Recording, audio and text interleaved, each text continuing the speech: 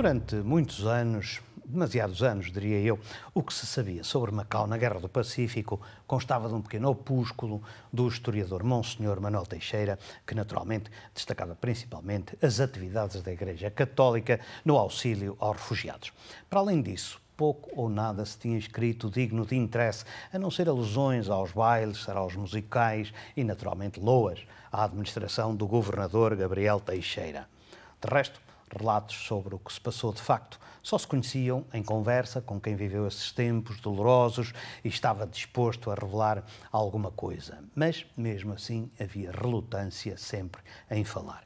É que Macau, durante os anos da guerra, principalmente entre 1941, data da ocupação de Hong Kong, e 1945, ano da rendição do Japão, viveu um período negro, onde reinavam as seitas, espiões e contrabandistas e a violência campeava pelas ruas.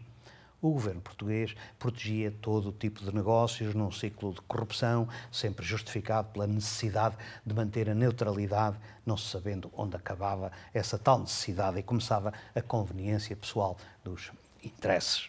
Fizeram-se fortunas colossais nesse tempo de miséria em que os que morriam à fome se contavam às dezenas, todos os dias, juncando as ruas e eram sepultados em valas comuns nos cemitérios. Fim da guerra, o ditador Salazar proibiu que se falasse sobre o que quer que fosse que se tivesse passado em Macau, o que foi aceito até com certo alívio, principalmente por quem teria obrigação profissional de escrever sobre o que tinham sido esses tempos negros. Depois, as memórias foram-se desvanecendo e a história teria ficado definitivamente esquecida se nestes últimos anos não começassem finalmente a aparecer os livros e os estudos que faltavam sobre Macau na Guerra do Pacífico. Trabalhos que têm continuado a surgir e ainda bem, nem que seja apenas para lembrar que durante os 6 anos de guerra Macau não foi só bailes e festas. Um dos primeiros livros a entreabrir a cortina de silêncio foi este. The Lone Flag, Memory of the British Consul in Macau during World War II, John Pownall Reeves. O autor, John Pownall Reeves, era o cônsul britânico acreditado em Macau que aqui passou esses 6 anos terríveis. A história deste livro é por si só uma novela digna desses tempos dramáticos onde a teoria da conspiração explicava tudo ou quase tudo num território envolto num jogo de sombras onde, por exemplo, o chefe da espionagem inglesa era um homem de negócios dinamarquês. John Reeves era também agente dos serviços secretos britânicos, embora ele neste livro o negue. Aqui desempenhava as funções de cônsul como cobertura legal.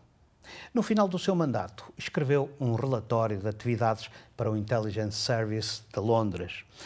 Crê-se que, expurgado das informações mais sensíveis, estava disposto a publicá-lo.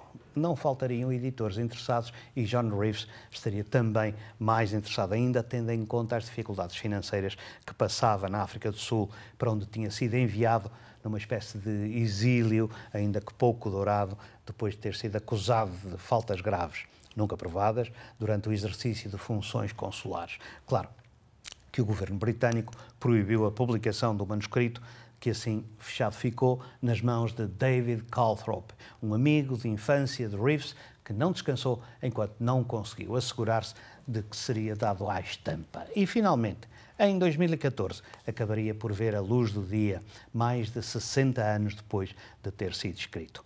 A edição é da Royal Asiatic Society, que tem dado à estampa, nas últimas 2 décadas, interessantes trabalhos sobre a história dos séculos XIX e XX de Hong Kong e de Macau também. The Lone Flag.